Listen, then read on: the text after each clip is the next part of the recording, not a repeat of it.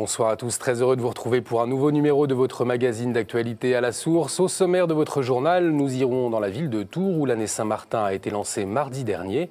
On vous parlera aussi d'un autre jubilé, celui du centenaire du bienheureux Charles de Foucauld. Ensuite, une rencontre avec Sonen, un groupe de rock chrétien qui va participer au télécrochet « La France a un incroyable talent » sur M6. À moins d'un mois des élections régionales, le président de la Conférence des évêques de France, Monseigneur Pontier, a donné quelques pistes lors de son discours de clôture de l'Assemblée plénière à Lourdes. L'Église et les régionales, ce sera notre dossier du mardi avec deux regards, celui d'Aymeric Pourbet, directeur de la rédaction de Famille Chrétienne. Bonsoir Aymeric. Bonsoir Olivier. Et celui de Jérôme Ancibero, rédacteur en chef à La Vie. Bonsoir Jérôme. Bonsoir. À tout à l'heure. Je vous le disais en titre, le jubilé de l'année Saint-Martin a été lancé avant-hier à Tours par l'évêque Monseigneur Bernard Nicolas Aubertin. Pendant un an, le diocèse propose de fêter Saint-Martin. Il fut le 3e évêque de Tours à la fin du IVe siècle. Ce grand évangélisateur de la Gaule était aussi très proche des pauvres. Retour sur le lancement de cette année jubilaire pour les 1700 ans de Saint-Martin. Il y a 1700 ans naissait Saint-Martin, évêque durant le IVe siècle de la ville de Tours. Un clerc qui marqua profondément la capitale de la Touraine. Et pour démarrer les festivités, c'est un véritable Saint-Martin qui a déambulé dans les rues de la ville aux côtés des fidèles. Un hommage au geste du saint qui, lorsqu'il était officier dans l'armée romaine, céda la moitié de son manteau à un homme transi de froid. Une soirée tournée vers les plus jeunes qui pouvaient adresser un message à Saint-Martin sur une reproduction de sa fameuse cape. J'aimerais bien être saint comme lui, donc je signe que je veux bien être saint avec lui. Saint-Martin, c'est quelqu'un qui a voulu faire comme Dieu et les choses qu'il faut faire pour montrer à Dieu qu'on peut essayer d'être comme lui. Les plus grands pouvaient aussi découvrir Saint-Martin avec des enseignements sur celui qui fit le tour des campagnes pour évangéliser, à une époque où le christianisme n'en était qu'à ses débuts. Saint-Martin le charitable aussi, qui refusa tous les fastes de sa position d'évêque lors d'un repas partagé où chacun amenait ce qu'il pouvait.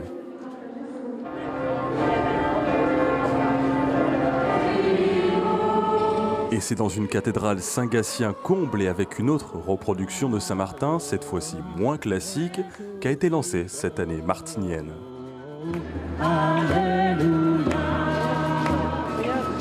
En présence du cardinal André XXIII, l'archevêque de Tours, Monseigneur Aubertin, a appelé à se rappeler de la vie de Saint-Martin, qui même évêque n'a jamais laissé d'écrit.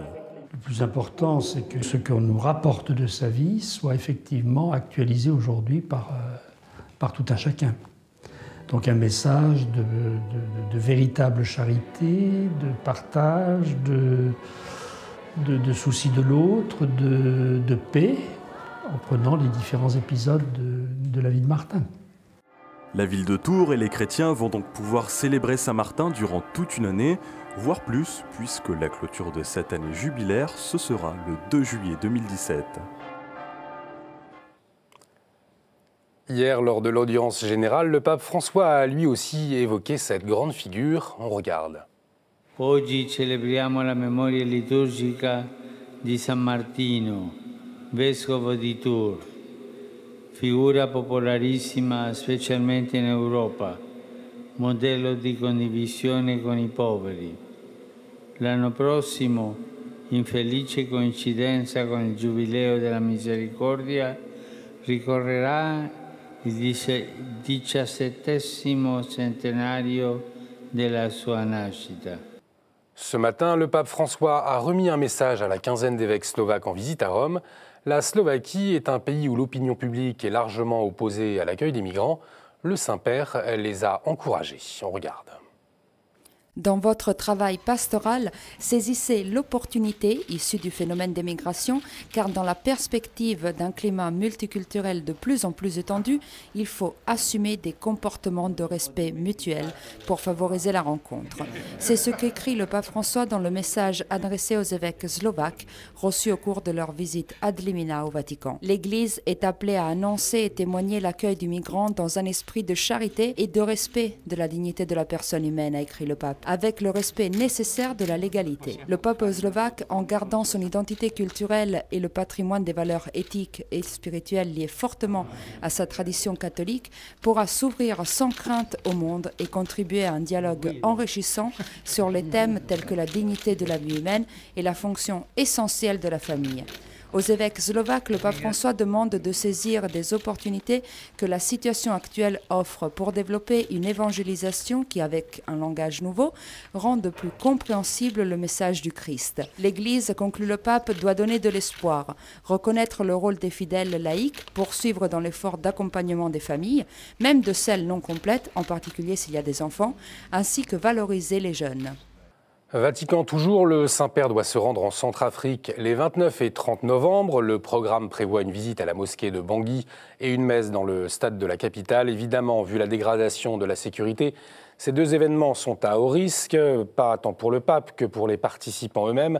La France, qui maintient sur place 900 militaires de la force Sangaris, a fait connaître au Saint-Siège sa préoccupation à ce sujet. Pour l'heure, le programme est maintenu. Afrique toujours, avec le Sud-Soudan, les responsables chrétiens ont lancé un appel relayé par l'aide à l'Église en détresse. 80 000 personnes survivent depuis des mois dans la brousse pour fuir la guerre civile qui sévit depuis 2 ans. Ce désastre humanitaire se passe dans la région de Boundri, au centre du pays. Retour en France avec le centenaire de la mort du bienheureux Charles de Foucauld. Le coup d'envoi a été lancé à Nazareth le 31 octobre. En France, de nombreux événements vont marquer cette année jubilaire. Cela a commencé à Paris ce matin par la présentation d'une exposition dans les locaux de la Conférence des évêques de France. Monseigneur de Lannoy, évêque de Saint-Denis, a rappelé l'actualité du message de Charles de Foucauld. Charles de Foucauld nous rappelle cette chose extraordinaire: pour Dieu, aucun homme n'est jamais perdu. Et c'est cela peut-être la sainteté.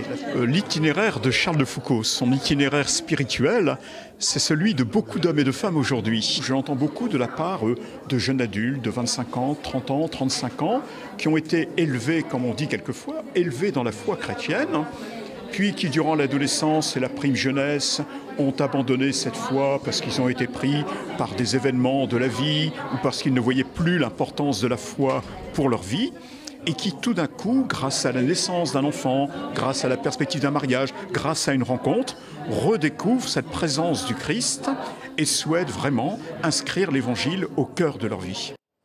Demain soir, Monseigneur Dominique Gray, évêque de Toulon, accueillera Monseigneur Jean Arbach, archevêque grec catholique d'Homs, à Maï, à Broude, à l'occasion du jumelage du diocèse de Toulon avec celui d'Homs en Syrie. Une messe sera célébrée à 19h en la cathédrale de Toulon en rite byzantin. Parlons santé maintenant avec cette date anniversaire pour les alcooliques anonymes. L'association fête ses 55 ans cette semaine. Elle permet de soutenir les personnes dépendantes de l'alcool. Mais ce que vous ne savez peut-être pas, c'est que 2 protestants américains sont à l'origine de cette méthode. L'association DA est aconfessionnelle, mais la spiritualité reste au cœur du processus de guérison. Reportage. Le mouvement des alcooliques anonymes, tout le monde connaît, au moins de nom. Ce qui est moins connu, c'est le programme en 12 étapes de travail personnel pour arriver à une abstinence durable dans lequel Dieu est présent en permanence. Dès le début du parcours, l'association propose aux personnes alcoolodépendantes de confier leur vie à une puissance supérieure. Ce qui est difficile, au-delà de l'arrêt de la consommation, c'est de ne pas reprendre à la moindre occasion. Et c'est là que rentre la dimension spirituelle. C'est-à-dire, c'est de mettre effectivement à la place de l'alcool des choses qui ne sont pas que des choses, surtout pas des choses matérielles, mais une façon de vivre différente.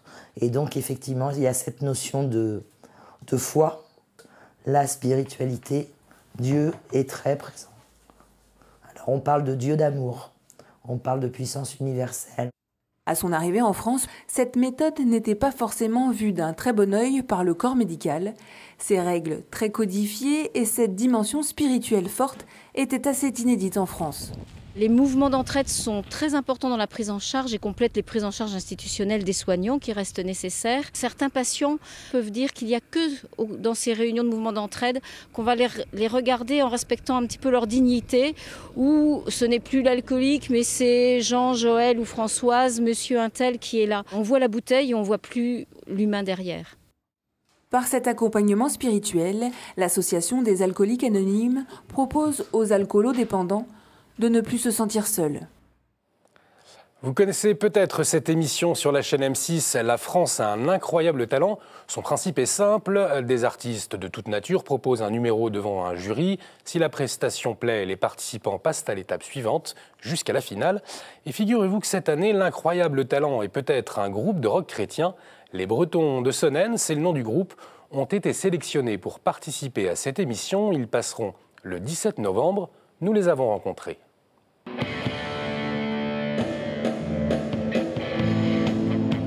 Ce lundi, à l'église Sainte-Anne dans la ville de Lorient, c'est jour de répétition pour le groupe Sonnens. Ils font du rock, version catholique. On parle de notre rencontre avec le Christ, notre joie de vivre en Christ tous les jours. C'est tellement bien et c'est tellement beau et c'est tellement fort qu'on veut le chanter à la terre entière. L'histoire de ce groupe commence ici à Lorient, où Marie et sa mère Nolwenn découvrent la foi ensemble. En 2009, elles fondent Sonnens et partagent leur foi en donnant des concerts sur les places de marché ou dans les prisons. Notre démarche, c'est de évidemment évangéliser si on a des témoignages. Au concert à Vannes, en fait, on s'est branché devant la cathédrale. 2 personnes sont restées fixes devant nous à écouter ce qu'on disait. Et en fait, plus on les regardait, plus on sentait qu'ils étaient touchés. Ils sont toujours en lien avec le prêtre qui était présent, enfin un des prêtres qui était présent sur place. Et du coup, là, récemment, maman m'a appris qu'ils allaient se marier à l'église. Sonnens chante là où on ne les attend pas. Début septembre, ils participent à La France a un incroyable talent sur M6. Cette émission grand public est une autre manière d'évangéliser, mais pas seulement. M6, c'était pour moi, pour nous, le moyen le plus médiatique de montrer que notre Église est belle et elle est en vie et elle est vivante.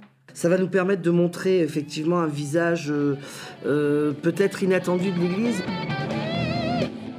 Le groupe donnera un concert le 28 novembre à Lorient et pour ceux qui n'habitent pas la région, rendez-vous mardi prochain sur M6.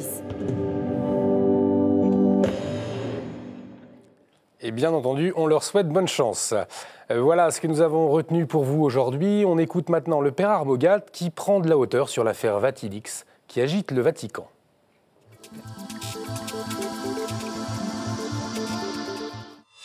Les scandales dans l'Église catholique rapportent encore beaucoup d'argent à ceux qui les dénoncent, ce qui est une marque d'intérêt qui est appréciable.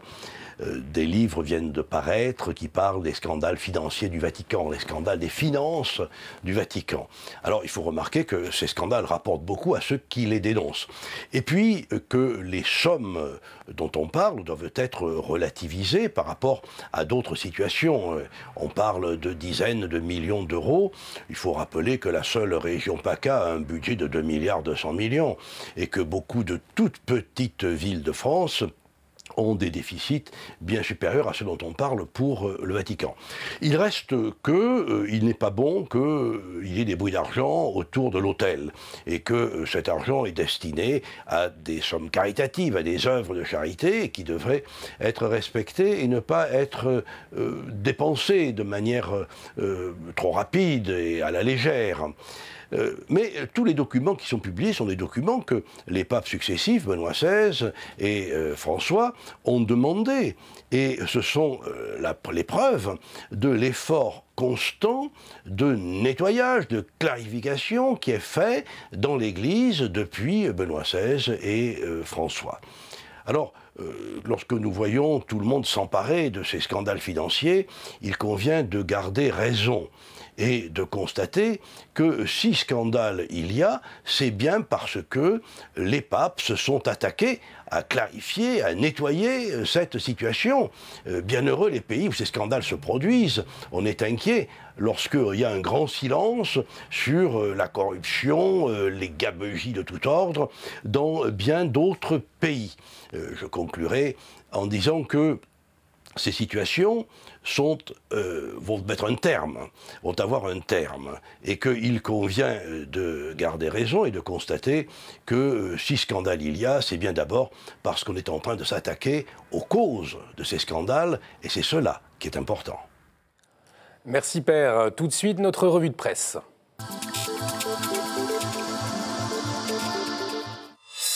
Et on commence avec Famille chrétienne qui parle éducation cette semaine avec ce titre « Les élevés avec le Christ ». Aymeric Pourbet, un mot sur le prochain numéro ?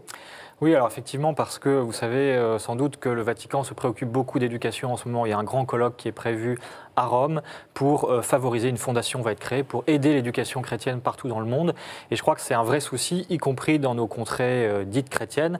Et donc c'est pour ça qu'on a choisi de discuter avec cette laïque consacrée, Isabelle Parmentier, de comment est-ce que finalement le but de l'éducation, c'est à la fois de les élever, mais de les élever vers le Christ. On a mis avec. Effectivement, parce que, évidemment, que c'est une aide, l'Église est une aide, mais c'est aussi le but. Et ça, on l'oublie trop souvent. Donc, voilà, on a voulu rappeler tout ça dans notre dossier. Merci Aymeric. L'hebdomadaire La Vie propose cette semaine un dossier santé autour des secrets du ventre. Alors, Jérôme Ancibero, qu'est-ce qu'on va pouvoir découvrir, alors même au-delà de ce dossier, cette semaine dans La Vie ? Outre ce dossier santé, comme on en fait de temps en temps, il y a deux sujets qui, à mon avis, pourraient intéresser les téléspectateurs. C'est un sujet sur les traductions de la Bible dans le monde, en Afrique, en Chine. Il y a tout un tas d'anecdotes et tout un tas d'histoires très intéressantes autour de ça. Et puis, comme on peut le voir, la question de la famille nous intéresse aussi. Et on s'est penché sur les grands-parents et sur leur rôle très important en cas de séparation et de divorce dans les familles. Merci Jérôme. Le magazine Pèlerin, lui, se demande comment les robots vont changer notre vie, chance ou menace. Et puis, à noter page 22, un article sur la réforme de la curie au Vatican. Cette semaine, le journal Réforme est allé à la rencontre des croyants en Chine, dans la ville de Nankin. Et puis, dans son dossier, l'hebdomadaire fait un focus sur les associations qui accueillent des réfugiés. Voilà, sans plus attendre, retrouvons nos invités pour notre dossier du jour.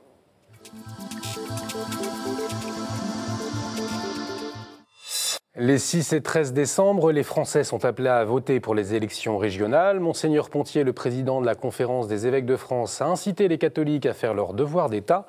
On va en parler avec vous, Aymeric Pourbet de Famille chrétienne, et avec vous, Jérôme Ancibero de La Vie.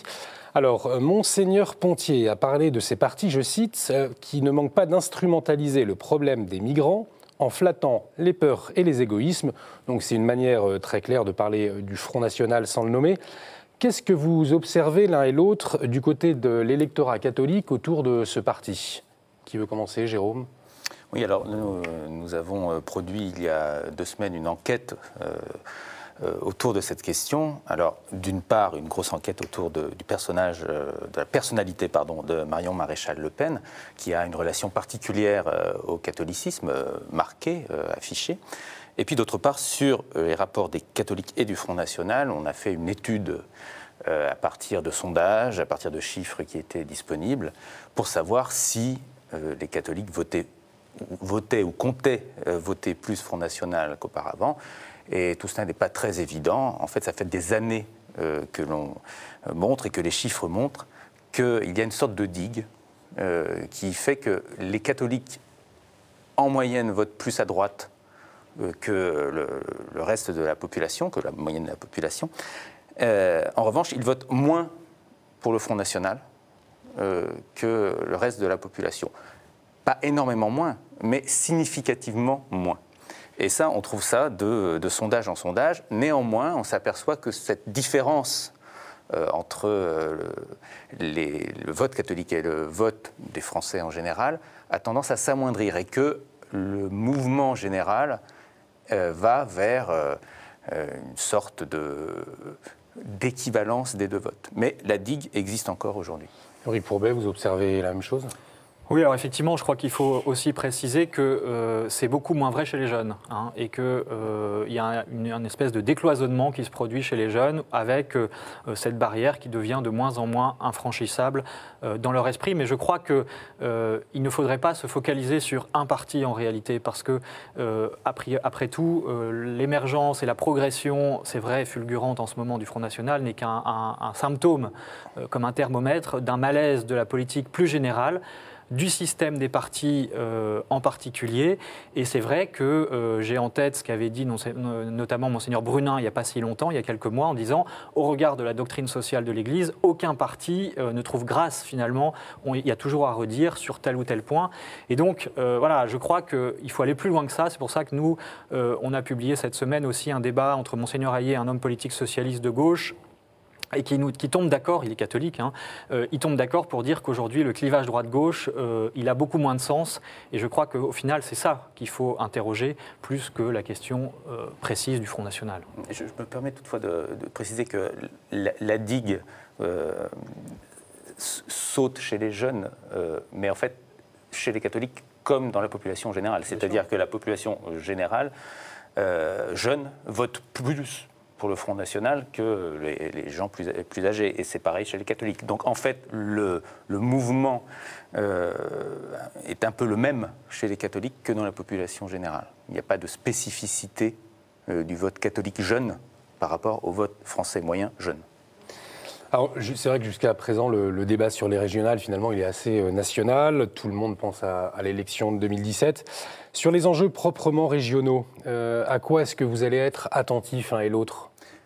C'est un peu compliqué parce que déjà, il faut savoir quelles sont les compétences régionales. Elles ne sont pas extrêmement étendues. Il y a par exemple le développement économique. En gros, ça veut dire que les aides directes aux entreprises, ça va dépendre des régions. Bon, c'est important, mais ce n'est pas avec ça qu'on fait une politique économique générale. Il y a les lycées, il y a une partie de la politique de l'emploi, mais pas tout, puisque Pôle emploi garde une sorte de monopole là-dessus. Et il y a les transports aussi, qui sont une vraie question dans pas mal de régions. Mais ces enjeux-là, je ne suis pas certain que ce soit des enjeux sur lesquels les catholiques puissent vraiment se profiler de manière très claire par rapport au reste de la population. Sauf peut-être sur les lycées, et encore, ce n'est pas la politique éducative qui est en question là. Vous partagez cette remarque ? Oui et non, c'est vrai que assez probablement, ces élections vont donner lieu à pas mal d'abstentions. Néanmoins, il y avait un papier très intéressant ce matin dans le Figaro qui expliquait que justement, par fort taux d'abstention, le vote catholique prend beaucoup plus d'importance. Parce que les catholiques, comme l'a rappelé Monseigneur Pontier, ils se font un devoir d'aller voter et jusqu'à présent, ils le respectent. Donc, ça veut dire qu'ils sont aussi un enjeu de choix, si je puis dire, pour les différents partis candidats. Et on voit en ce moment fleurir des déclarations très favorables à l'Église, aux racines chrétiennes, etc. Bon, très bien, il n'y a qu'à s'en féliciter. Maintenant, il faut regarder aussi concrètement ce qui se passe sur le terrain. Et c'est vrai que moi, je crois assez à l'enjeu du local. Parce que c'est dans les détails qu'il y a le diable, comme on dit, mais aussi le bon Dieu. Et que des enjeux comme les lycées touchent, finalement, il faut le regarder dans leur globalité, la famille concerne aussi l'éducation dans les lycées, les transports, les conditions économiques, qui sont l'apanage des régions, font partie de tout cet ensemble. C'est pour ça qu'on a fait cette semaine un papier dans Famille chrétienne sur ce travail de lobbying de la Manif pour tous, qui a interrogé les différents candidats dans les différentes régions sur l'enjeu de la famille, mais l'enjeu de la famille globale, c'est-à-dire que ce n'est pas uniquement papa, maman, les enfants, c'est tout l'environnement qu'il y a autour. Et je crois que ça, c'est important pour réhabiliter la politique, c'est repartir du local. Vous observez aussi des thématiques qui émergent avec les chrétiens ou pour lesquelles les chrétiens sont mobilisés ? C'est difficile de parler des chrétiens en général. Ça, je le vois tous les jours avec les lecteurs de la vie ou avec les chrétiens que je rencontre. Il y a ceux qui sont avec ou autour de la Manif pour tous, par exemple, mais il y en a beaucoup d'autres. Et les enjeux qui touchent les chrétiens sont souvent les enjeux qui touchent aussi les autres. Et encore une fois, sur les régionales, je ne vois pas vraiment de thématiques très fortes qui puissent susciter des débats puissants. En tout cas, d'un point de vue, on va dire, éthique, d'un point de vue de politique fondamentale. Ce sont beaucoup des débats techniques. Après, effectivement, avec des débats techniques, on peut toucher des questions politiques plus subtiles, mais l'enjeu, du coup, est plus national, plus abstrait, plus général. Le mot de la fin, Émeric. Oui, quand même dire que ce qui est en jeu, ce sont aussi les subventions qu'accordent les régions. Je prends deux exemples qui se trouvent malheureusement en Île-de-France, mais le Conseil régional a donné une subvention à l'ADMD, l'association qui milite pour le droit à l'euthanasie, et a également financé une campagne pro-IVG dans les métros, notamment de la capitale. bien ça, ce sont des vrais enjeux sur lesquels je pense que les chrétiens doivent se mobiliser et demander des comptes aux futurs exécutifs régionaux, parce que ce sont peut-être des choses modestes, mais en même temps très concrètes, qui concernent vraiment le quotidien de chacun. Et donc je crois que là encore, la politique peut retrouver sa grandeur en se positionnant sur ces enjeux-là.